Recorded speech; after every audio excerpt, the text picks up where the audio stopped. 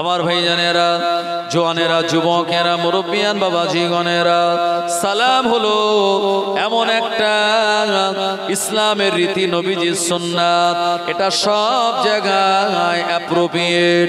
আল্লাহ নবী বললেন, আসসালামু ক্বাবলাল কালাম, কথা বলার আগে, ভালো মন্দ জিজ্ঞাসা করার আগে আপনি সালাম দিন। ও নবীর উম্মত উম্মাতানিরা, এমন করে কবরস্থানে সালাম দেওয়া যায়, মসজিদে সালাম দেওয়া যাবে, বাড়িতে সালাম দেওয়া যাবে, বিয়ে বাড়ি সালাম দেওয়া যাবে, আবার এমন করে মরণ বাড়িতেও সালাম দেওয়া যাবে। মৃত্যু বাড়িতে গিয়ে আপনি জিজ্ঞাসা করতে পারবেন না, ভাই কেমন আছেন? আপনার বন্ধুর আব্বা মারা গেল, বন্ধুর মা মারা গেল, আপনার কোনো আত্মীয় মারা গেল, আর আত্মীয় যারা সন্তান আদি যদি অনেক দিন পর দেখা হয়, আমাদের সমাজে এমন অনেক কুটুম আছে, আত্মীয় আছে, মরণ খবর না আসলে আমরা ওই আত্মীয়র বাড়িতে যাই না। আছে না নেই? সে কবে মরবে তারপরে ওখানে একটা কুটুম আছে, ওই বাড়িতে যাওয়া হয়। এখন কি যদি বলেন ভাই ভালো আছেন, সে কি মাথা রাতা নাড়বে না রেগে যাবে? এমনি তো সারা বছর খবর লাই না, আজকে আমার আব্বা মরে গেছে, এখন এসে বলছে ভাই ভালো আছেন। ভালো আছেন ওখানে বলা যায় না। আপনি বলুন আসসালামু আলাইকুম, লোকটা বলবে ওয়া আলাইকুম আসসালাম, ব্যাস এটাই তো সব থেকে বড় আলাপ। আলাপও হয়ে গেল, নবীজির সুন্নাত আপনি জিন্দা করে ফেললেন। কতটা সওয়াব পাবেন জানেন? ইসলামের জন্য, দ্বীনের জন্য আপনি যদি 100 বার আপনার গর্দান কেটে দেন, এই 100 শহীদের সওয়াব আল্লাহ আপনার নামায় আমালে দিয়ে দেবেন। জোরে বলেন সুবহানাল্লাহ। তাই কাল থেকে এই নিয়মটা চালু করুন, কাল থেকে নিয়ম চালু করুন আমার ভাইজানেরা। তবে হ্যাঁ, মাঝে মাঝে কিছু মুসলমান মুখে বিড়ি রাখে। হ্যাঁ, আপনি সালাম দেবেন কি দাড়ি রেখে বিড়ি খাচ্ছে, বড় বড় দাড়ি, তারপরেও সে বিড়ি খাচ্ছে। তো এরকম যদি বিড়ি খায়, আপনি তাকে দেখেই সালাম দেন।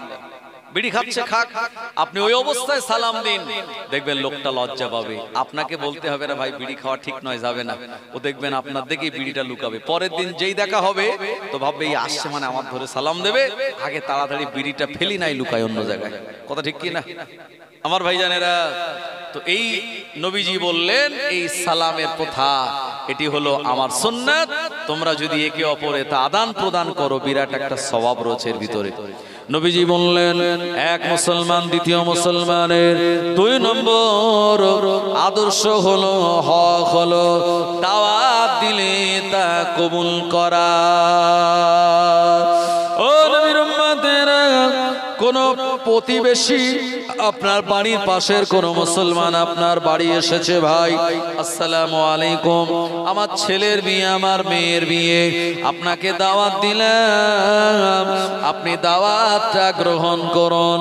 ও আমার ভাইজানেরা, হতে পারে তার সঙ্গে আমার হয়তো হয় না, জমি জায়গা নিয়ে ঝগড়া আছে, ভোটের সময় আলাদা পার্টি করি, এমন করে তার লবি আমার লবি আলাদা, নানান রকম সমস্যা থাকতে পারে।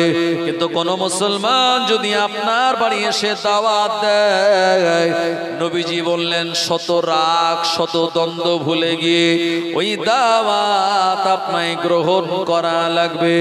দাওয়াত গ্রহণ করে নেওয়াটা হলো নবীজির সুন্নাত। জোরে বলেন। এখন এখানে একটা মশলা আছে, মুসলমান দাওয়াত দিলে তো কবুল করাই লাগবে, কোনো উপায় নেই। বাড়ির পাশে তার সঙ্গে যতই রাগ হোক আপনার, যতই সে আলাদা পার্টি করুক, যতই সমস্যা করুক, যেই দাওয়াত দিতে এসছে আপনার বাড়িতে, তার মানে নত হয়ে এসেছে। কথা ঠিক কিনা? তাহলে আপনি তাকে ফিরিয়ে দিতে পারবেন না, বা ছোট বড় বলতে পারবেন না তুমি আমার বাড়ি ঢুকেছো, তোমারে আমি চিনি, কিরাম লোক, এইসব বলা যাবে না। আপনি তানাকে বসতে দিন, এক গ্লাস পানি দিন, সব দ্বন্দ্ব ভুলে আপনি বলেন ভাই আমি আপনার দাওয়াত কবুল করলাম। এখন হয়তো আপনার বিরাট ক্ষতি করে রেখে দিয়েছে, আপনার ভালো জমি সে কাগজপত্র এদিক সেদিক করে নিজের নামে রেকর্ড করে নিয়েছে, এরকম হতে পারে। এখন এটা তো মাফ করার কোনো জায়গা নেই। অনেক সময় এরকম হয় কি না, যে আপনার নিজের ভাইকে সে মার্ডার করে ফেলেছে, এরকম বড় বড় অন্যায় কাজ যদি করে করে, মাফ করার কোনো জায়গা আছে ভাই? কিন্তু তারপরেও যদি আপনি মাফ করে দেন আল্লাহ খুশি হবে। হয়তো আপনি মাফ করবেন না, কিন্তু আপনার বাড়িতে দাওয়াত দিতে এসেছে, আপনি দাওয়াত কবুল করুন। তার বাড়ি পর্যন্ত আপনি যান, আপনার মনে যদি তার সম্পর্কে ঘৃণা থাকে, দরকার হয় খাবেন না, চলে আসবেন, কিন্তু তার বাড়িতে যান, নবীজির সুন্নাত পালন হবে। দাওয়াত কবুল করাটা দায়িত্ব, খাওয়া না খাওয়াটা ওটা আপনার নিজের ব্যাপার। গেলেন তদারকি করে না খেয়ে চলে আসলেন, বাস, কিন্তু আপনার হক আদায় হয়ে গেল। এবারে চলুন, আপনার সঙ্গে কোনো হিন্দু লোকের পরিচয় আছে, থাকতেই পারে, ব্যবসা বাণিজ্য করতে গেলে হিন্দুদের সঙ্গে পরিচয় পরিচিতি আছে, আপনাকে সে দাওয়াত দিয়েছে। এখন এই হিন্দু ভাই বা অন্য কোনো বেধর্মীদের দাওয়াত কবুল করা যাবে কিনা? শরীয়তের মসলা হলো দাওয়াত কবুল করা যাবে, দাওয়াত কবুল করা যাবে। কারণ নবীজি ইহুদিদের দাওয়াত কবুল করেছেন। আল্লাহ নবী খায়বারের যুদ্ধের ময়দানে লড়াই করেছেন। এই খায়বারের ময়দানে আমার আল্লাহ ইসলামের বিজয় দান করে দিয়েছেন। নবীজি সাহাবীরা খায়বারের ময়দানে তারা বিজয় লাভ করলেন। নবীজির অভ্যাস ছিল যে জিহাদের ময়দানে তিনি জিতে যেতেন, ওই জায়গায় 3 দিন তিনি অবস্থান করতেন।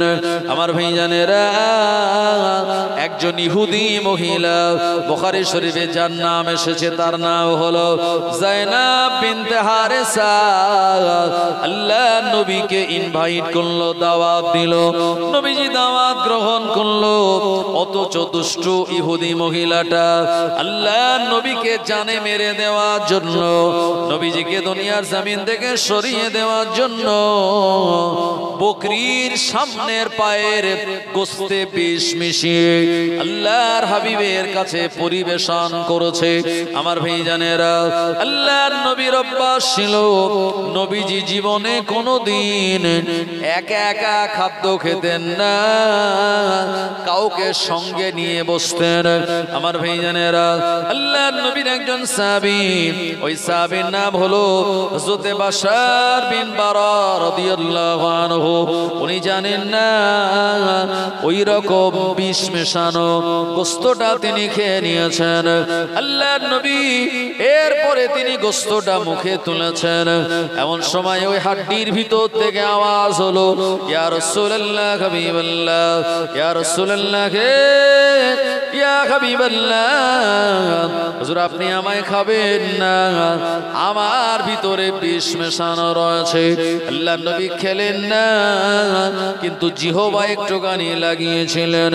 নবীজি ইহুদি মহিলাকে বললেন, এ যায়নাব বিনতে হারেসা, তুমি আমায় দাওয়াত দিলে, অথচ আমার জন্য এমন বিষ মেশানো গোশত পরিবেশন করার অর্থ কি?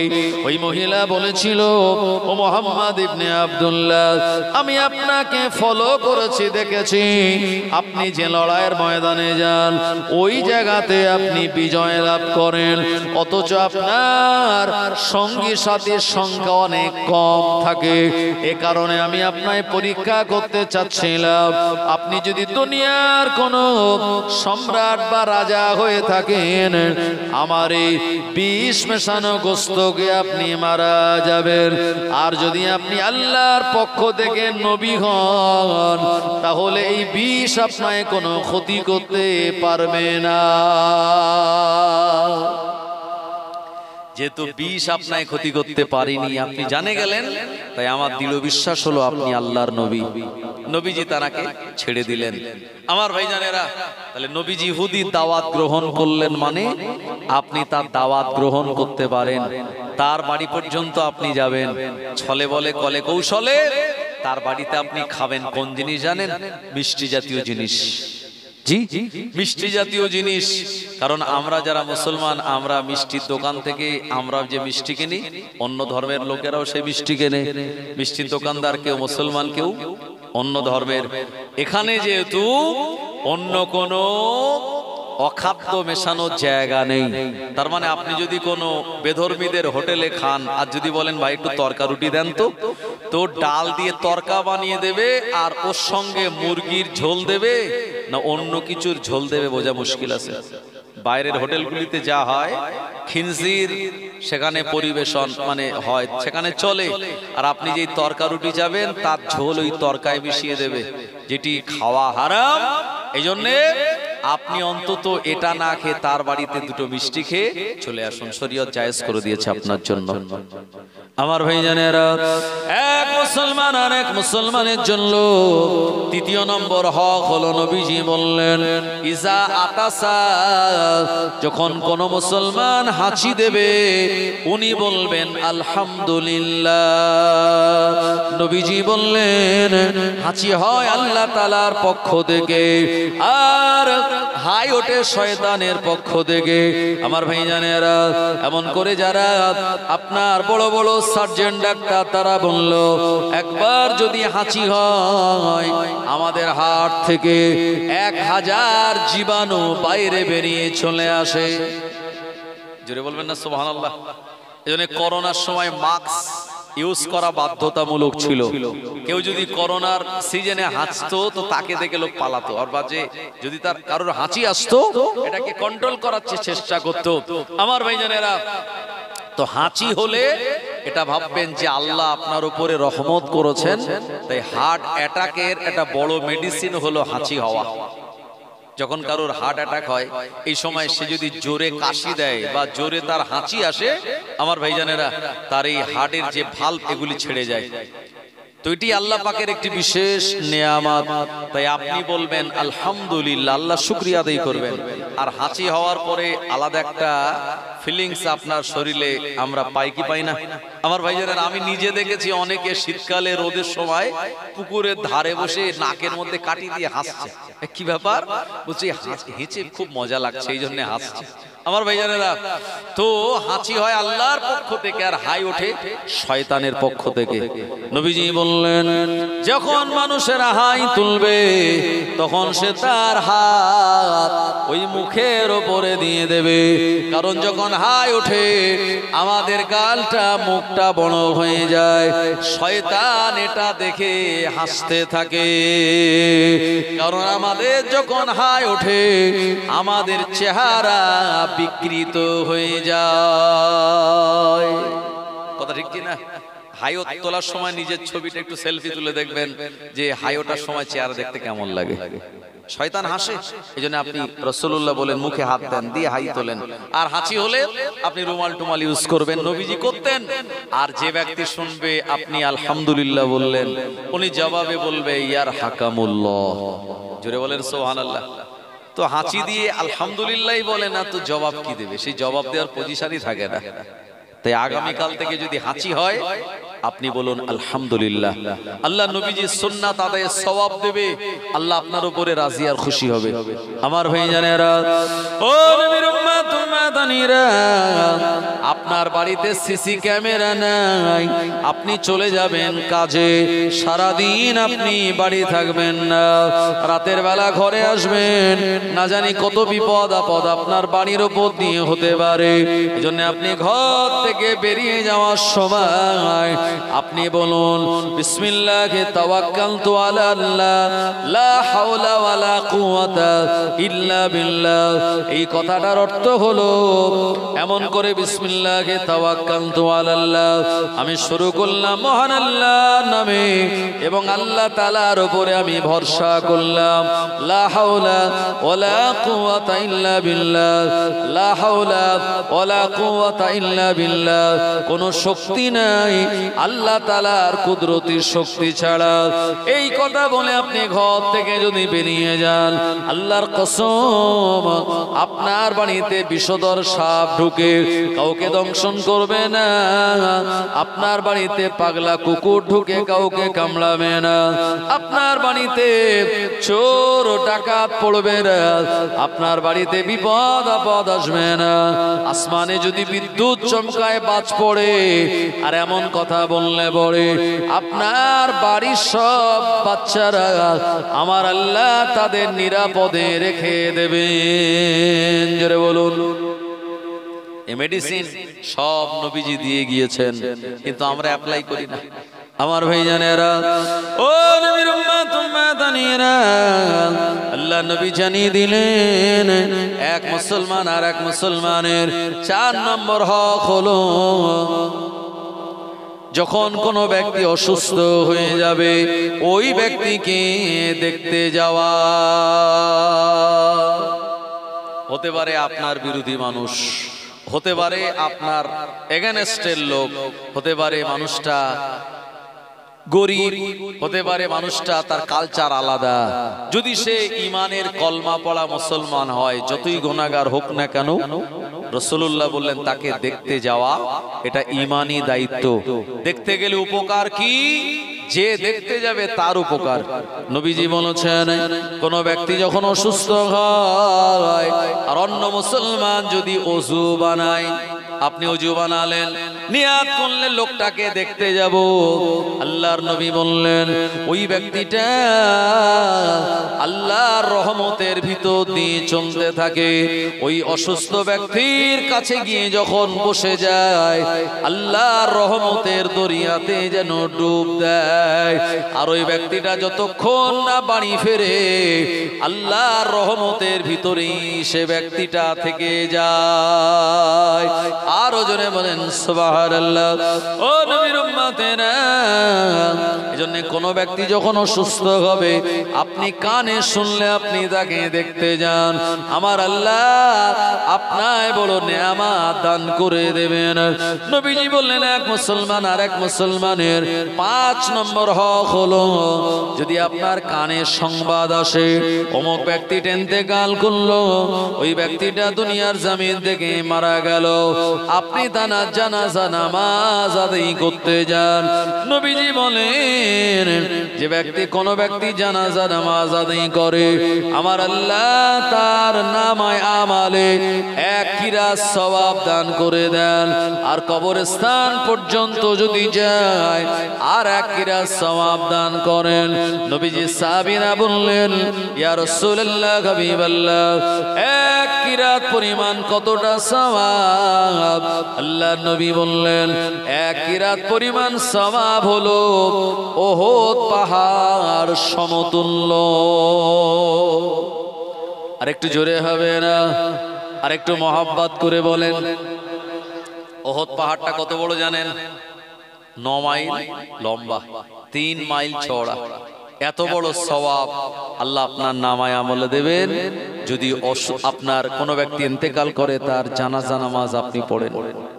আমার ভাই জানেরা, ও নবীর উম্মত উম্মাদানিরা, জানাজা নামাজে গেলে আপনার আমার মনের ভিতরে হবে আমরাও তো একদিন চলে যাব, আমরা খাটিয়ার ভিতরে শুয়ে থাকব। আর মুসলমানেরা, আমার আত্মীয় স্বজনেরা আমাকে সামনে রেখে তারা নামাজে জানাজা পড়বে।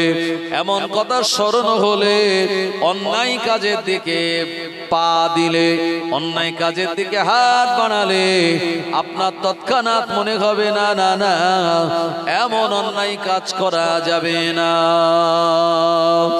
ও নবীর উম্মত উম্মাদানিরা, যেদিন আমরা দুনিয়াতে এসেছিলাম এই দিন আমরা শরীরে কোনো কাপড় আমাদের ছিল না। দুনিয়া থেকে যেদিন বিদায় নেব আমাদের পছন্দ করা কাপড় আমাদের শরীরে দেওয়া হবে না।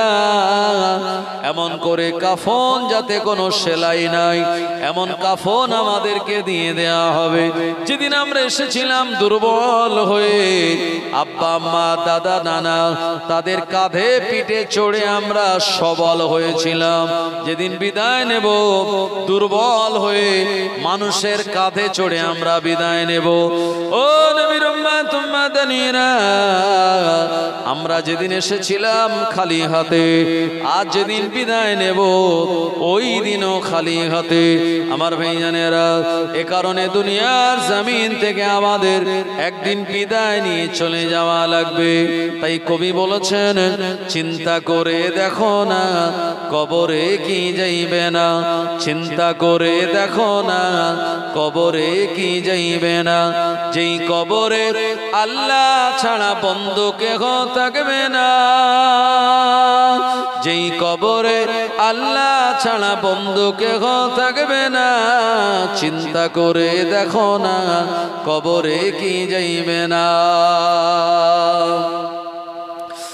এ দুনিয়ার সবই পার, কবর যে তোর আসল। এ দুনিয়ার সবই পার, কবর যে তোর আসল ঘর।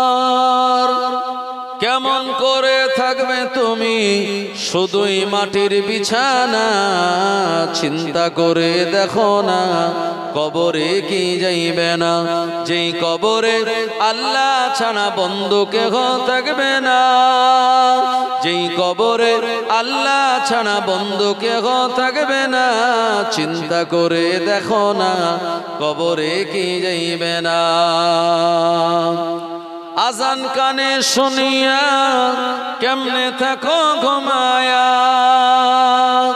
আজান কানে শুনিয়া কেমনে থাকো ঘুমায়া। কবরের আযাবের কথা একটু স্মরণ করো না, চিন্তা করে দেখো না কবরে কি যাইবে না।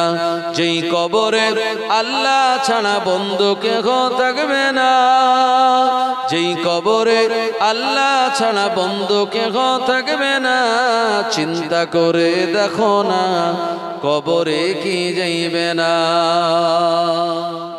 সবাইকে চলে যেতে হবে কি হবে না বাবু? আমাদের আব্বা আমাদের মা কোথায় আছে বলুন তো? কবরস্থানে। একদিন আমরাও চলে যাব, আমাদের সন্তানেরা দুনিয়ায় থাকবে। আজকে আবুল কালাম ভাইজানের আব্বাজানের সবরে সানিরে মজলিস, তানার আব্বাজান বিদায় নিয়েছেন, একদিন দুনিয়াতে ছিলেন, এরকম কত মাহফিলে বসেছেন, আলোচনা শুনেছেন, আজকে তিনি নেই। সবাই চলে যাব আমরা ভাই, কিন্তু শয়তান আমাদের ধোঁকা দিয়ে বলে ইবাদত করিস না, এখন অনেক দিন বাঁচবি তুই, অনেক সময় আছে আমার ভাইজানেরা। কিন্তু দেখতে দেখতে হঠাৎ একদিন চলে আসবে।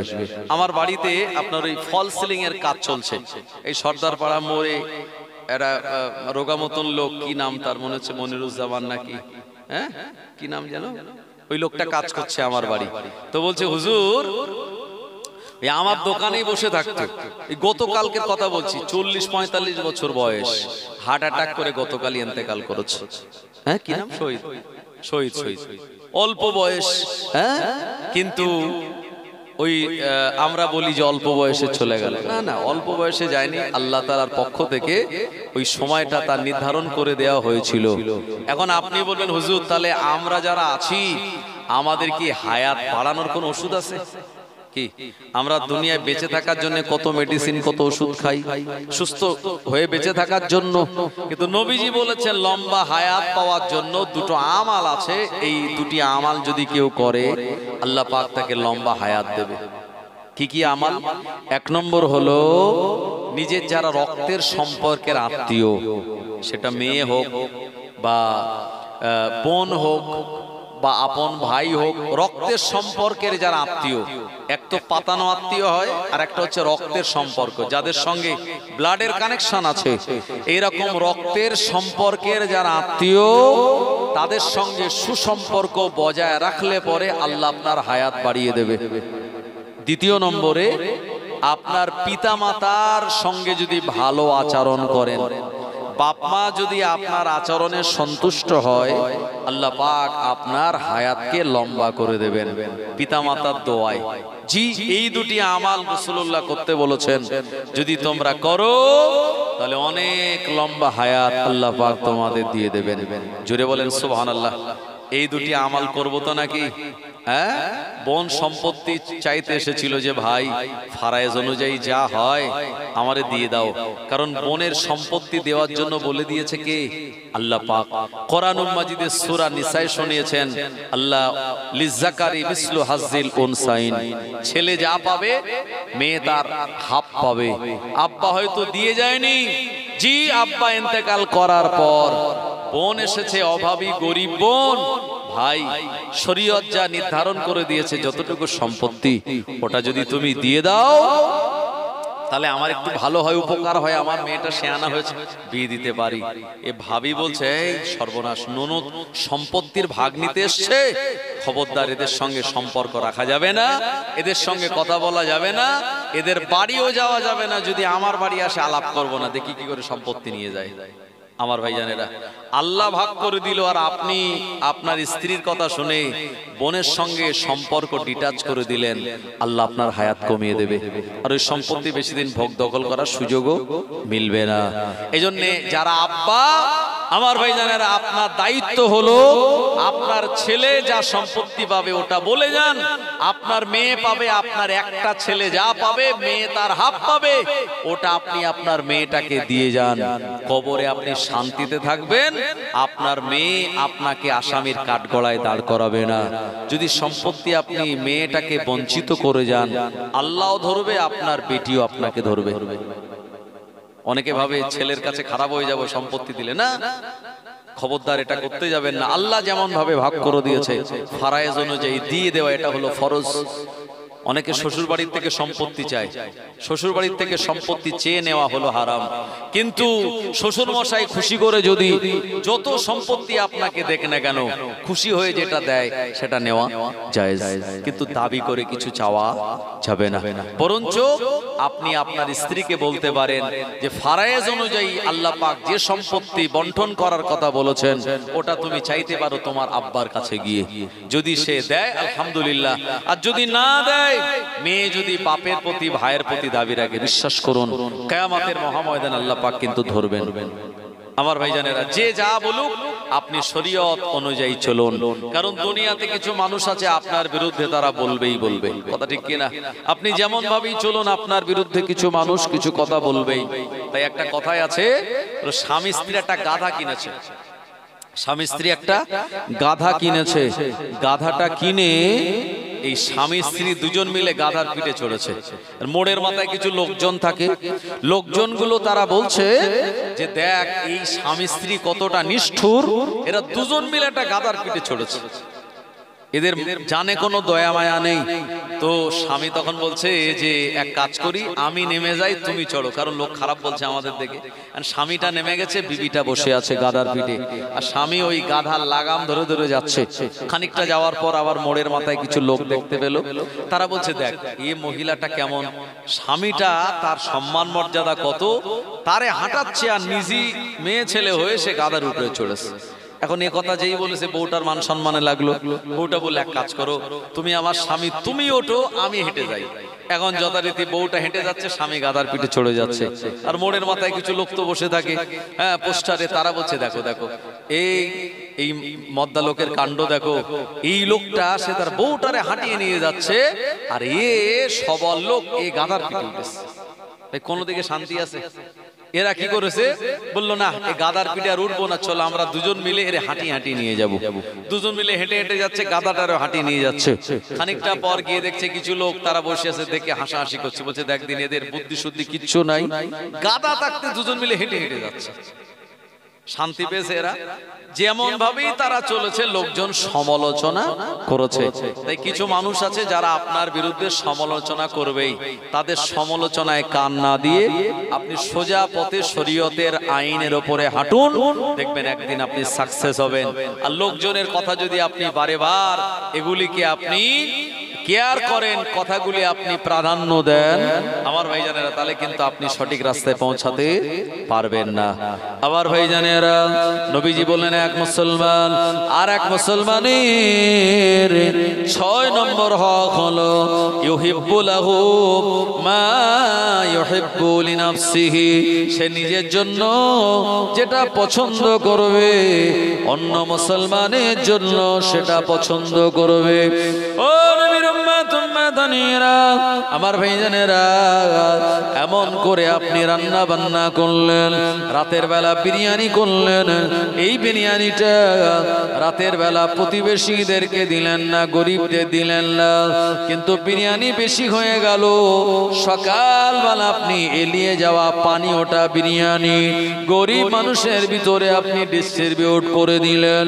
শরীয়তটা বলে না না না না, আপনি যদি দেন ভালো জিনিসটাই দেবেন, আপনার পছন্দনীয় জিনিসটা দেবেন। যেটা আপনি খারাপ মনে করেন ওটা দেওয়া কিন্তু হক নয়। অনেক সময় অনেকে ছেলে মেয়ের বিয়ে দেয়, দেখে দেখে গ্রামের বড় লোকদের দাওয়াত দেয়, গরিবদের বাদ দেয়। প্রেজেন্টেশন তারা বেশি দেবে না, আবার বেশি বেশি খাবে। কথা ঠিক কিনা?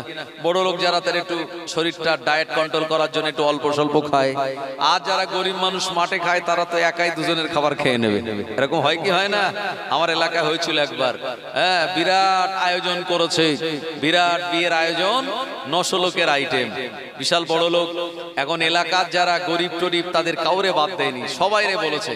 আর মাঠে ঘাটা লোক বুফে সিস্টেমে খাওয়া, বুঝলেন তো, তারা আর বুফে সিস্টেম বোঝে? আমার ভাইজানেরা, যে যতটা পেরেছে নিয়ে খাওয়া দাওয়া একদম সেরে দিয়েছে।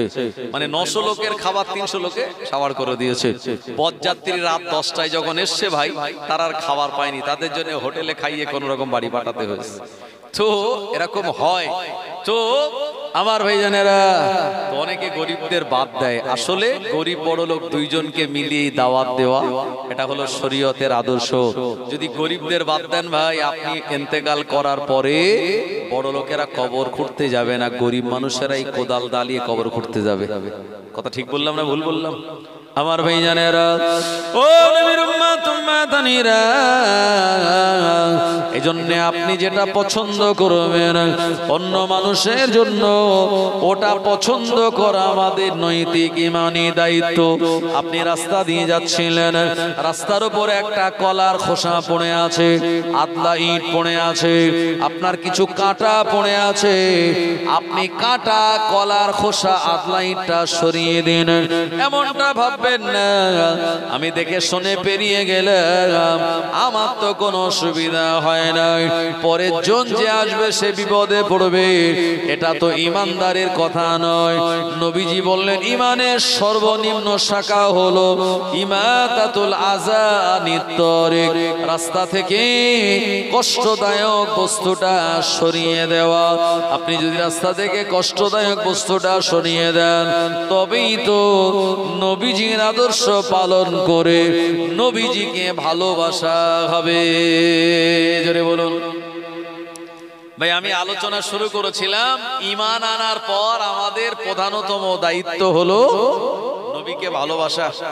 এই রাসূলুল্লাহর এই ভালোবাসা কিভাবে বাসবো, আমি 6টা তার কথা বলেছি। 1 নম্বর দেখা হলে সালাম দেওয়া, 2 নম্বর দাওয়াত দিলে কবুল করা, 3 নম্বর হাঁচি হলে আলহামদুলিল্লাহ বলবে, পাশের জন জবাবে ইয়ার হাকামুল্লাহ বলবে, 4 নম্বরে যদি কোনো ব্যক্তি অসুস্থ হয় তাকে দেখতে যাবে, 5 নম্বরে কেউ ইন্তেকাল করলে তার জানাজায় যাবে, আর 6 নম্বরে নিজের জন্য যেটা পছন্দ হবে অন্যজনের জন্য সেটা পছন্দ করব। এই 6টি আমাল যদি আপনার ভিতরে থাকে, আপনি আদায় করতে পারেন, তাহলে আজকে মাহফিলে আসা আপনার জন্য সাকসেস। আমার চিল্লে আলোচনা করাটাও আমার জন্য অনেকটা সওয়াবের কারণ হবে, আর বাড়িওয়ালার আব্বাজান তিনিও অনেক অশেষ সওয়াবের হকদার হবেন। এই সুন্নাতগুলি আপনারা সবাই মেনে চলবেন তো? জোরে বলেন ইনশাআল্লাহ। আল্লাহ যেন আমাদের সবাইকে চলার তৌফিক এনায়েত করেন, কারণ আমাদের হায়াত খুব অল্প, জীবন আমাদের ছোট। এই অল্প সময়, অল্প হায়াত জিন্দেগিতে যদি আমরা নবীজির সুন্নাতগুলি পালন করি, আল্লাহ পাক আমাদের অশেষ নেয়ামত ও সওয়াব দান করে দেবেন। নবীজির ভালোবাসার আরেকটি নিদর্শন বলি, আমি আপনাদের কাছে আলোচনা শেষ করব, কারণ রাত খুব বেশি রাত করার স্কিম বাড়িওয়ালা সাহেবের নেই। মোটামুটি 10:30 যেহেতু ঘড়ি পেরিয়ে গেছে, খুব অল্প সময়ের ভিতরে আমি আলোচনা শেষ করব। তার মাঝে নবীজির শানে একটু মহব্বতে আর একবার দুরূদ শরীফ, আল্লাহুম্মা সাল্লি আলা সাইয়্যিদিনা وعلى آل سيدنا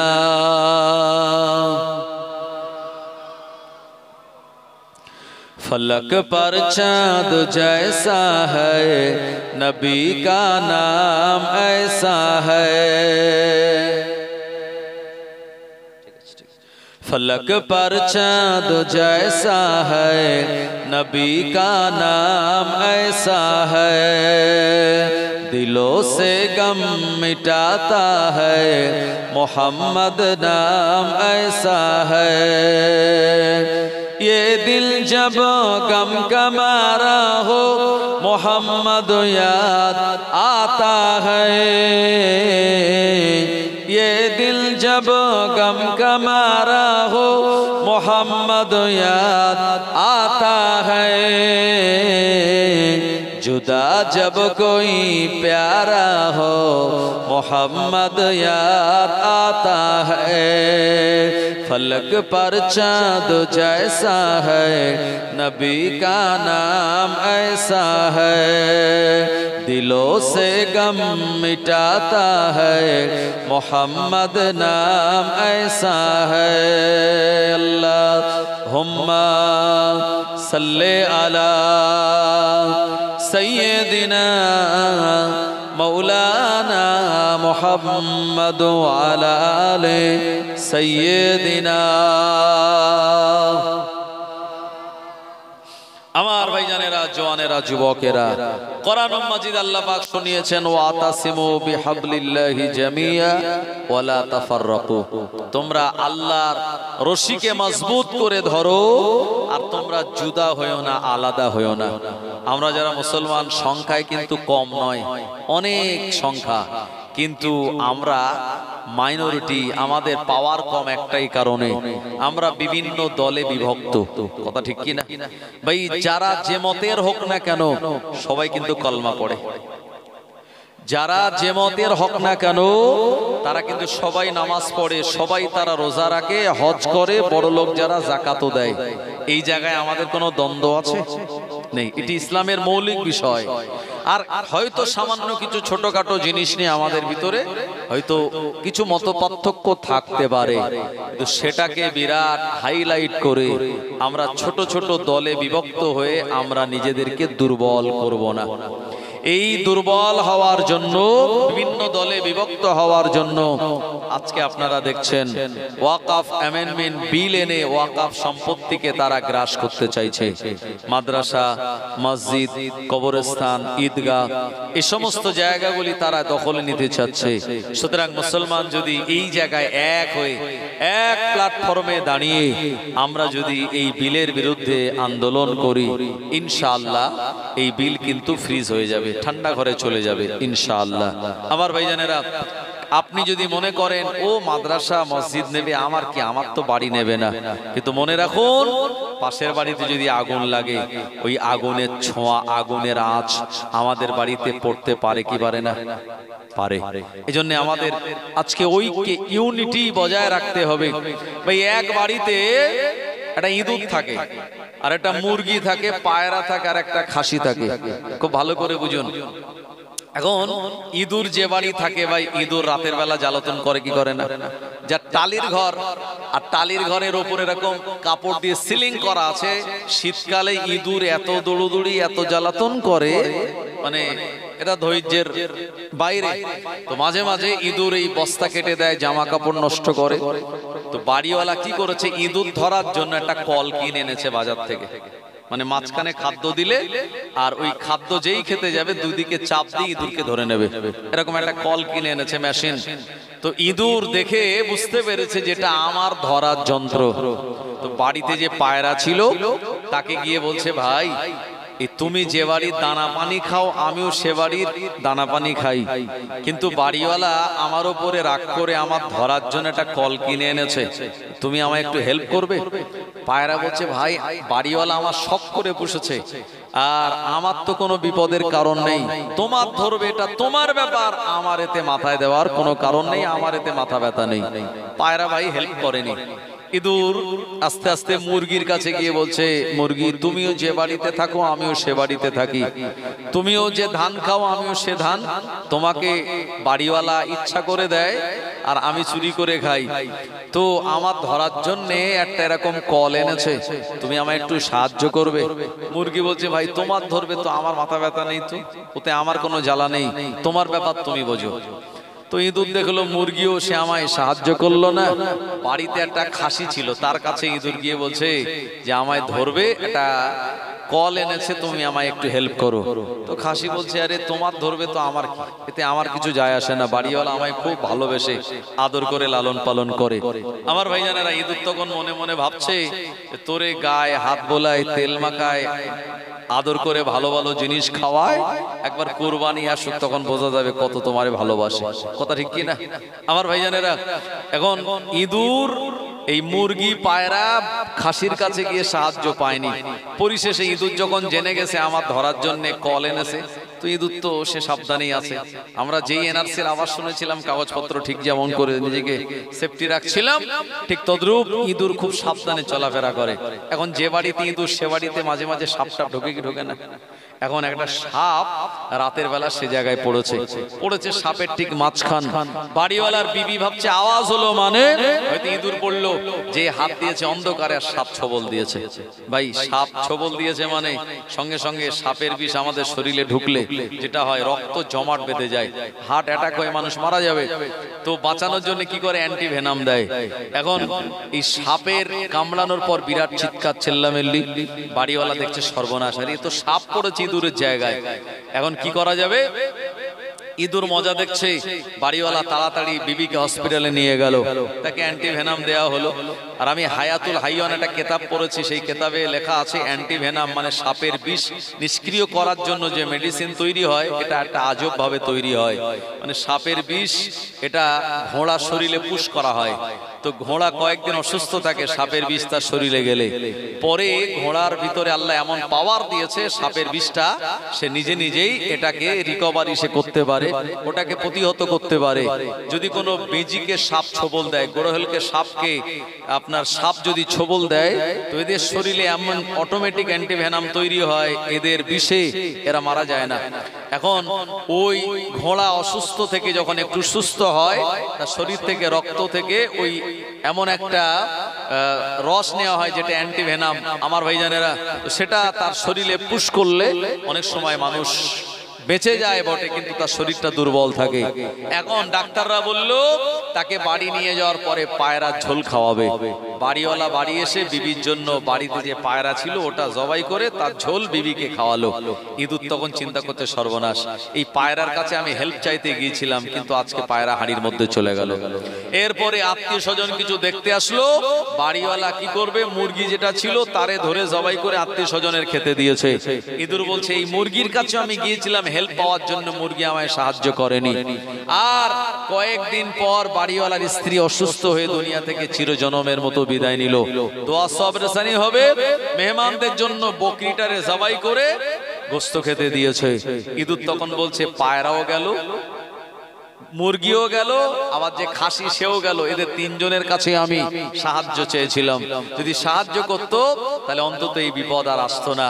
ভাই ইঁদুর দেখে শুনে বাড়ির থেকে পালিয়ে চলে গেল।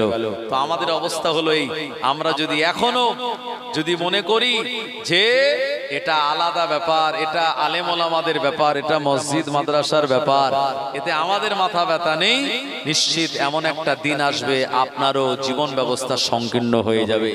এই ছোট ছোট মতভেদ ভুলে আমরা ইউনিটি, একতা বজায় রেখে বৃহৎ স্বার্থে আমরা ওয়াকাফ বিলের বিরোধিতা যদি একসঙ্গে করি, ইনশাআল্লাহ সেন্ট্রাল গভর্নমেন্ট এই বিলটাকে তারা ফ্রিজ করতে বাধ্য হবে। আল্লাহ পাক আমাদের সবাইকে সঠিকটা বোঝার তৌফিক এনায়েত করুক। সবাই বলেন আল্লাহুম্মা আমিন। আজকে এই দোয়া সবরেসানির জন্য আবুল কালাম সাহেবের বাড়ির থেকে 2 খতম কোরআন শরীফ তেলাওয়াত হয়েছে এবং 22,000 কালমা শরীফ তেলাওয়াত হয়েছে। জোরে বলেন আলহামদুলিল্লাহ। দোয়া খায়ের হবে, একটু মহব্বতে দরুদ শরীফ। আল্লাহুম্মা সাল্লি আলা সাইয়্যিদিনা ওয়া আলা আলি সাইয়্যিদিনা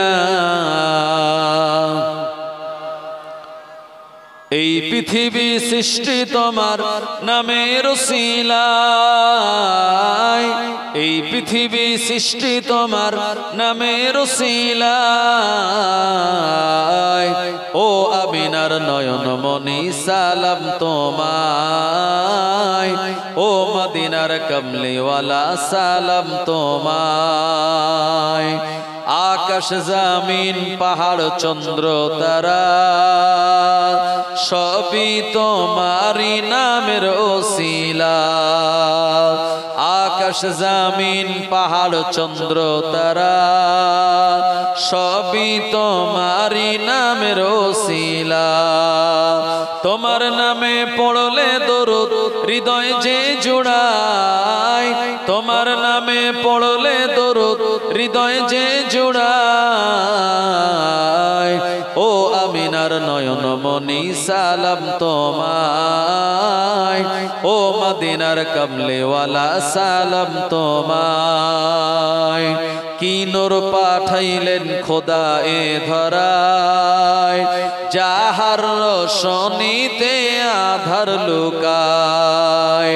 কি নূর পাঠাইলেন খোদা এ ধরায়, যাহার রোশনীতে আধার লুকায়। তোমার সিলায় শান্তি নামে অশান্ত এ ধরায়, তোমার সিলায় শান্তি নামে অশান্ত এ ধরায়। ও আমিনার নয়নমণি সালাম তোমায়, ও মদিনার কমলিওয়ালা সালাম তোমায়। ইয়া নবী সালাম আলাইকা, ইয়া রাসূল সালামুন আলাইকা, ইয়া হাবিব সালামুন আলাইকা, সালাওয়াতুল্লাহ আলাইকা।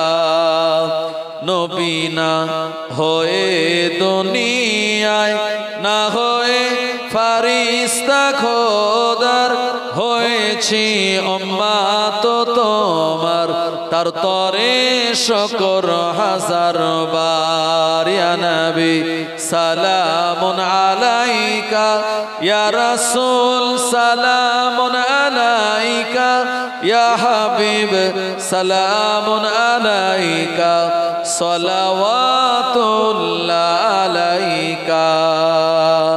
হে নবী আমরা আপনার দেওয়ানা, আপনি যে মোদের নজরানা, যেতে চাই সোনার মদিনা, হবে কি আপনার ইশারা। ইয়া নবী সালামুন আলাইকা, ইয়া রাসূল সালামুন আলাইকা, ইয়া হাবিব সালামুন আলাইকা, সালাওয়াতুল্লাহ আলাইকা। নবীজির আব্বা আবদুল্লাহ, নবীজির আম্মা আমিনা, নবীজির দাইমা হালিমা, নবীজির রওজা মদিনা। ইয়া নবী ইয়া নবী ইয়া নবী ইয়া নবী ইয়া নবী ইয়া নবী ইয়া নবী ইয়া নবী ইয়া নবী ইয়া নবী সালামুন আলাইকা, ইয়া রাসূল সালামুন আলাইকা, ইয়া হাবিব সালামুন আলাইকা, সালাওয়াতুল্লাহ আলাইকা। সব একটু আগে আগে এসে বসেন, একটু আগে আগে এসে বসেন। বালাগাল উলা বিকামালিহি হাসানাতু জামিউ খিসালিহি, সাল্লু আলাইহি ওয়া আলিহি। আমার ভাইজানেরা সবাই তিনবার সূরা ফাতিহা, তিনবার সূরা ইখলাস, তিনবার দরুদ শরীফ তেলাওয়াত করুন, দোয়া সওয়াব রেসানি হবে। মাশাআল্লাহ আবুল কালাম সাহেবের পক্ষ থেকে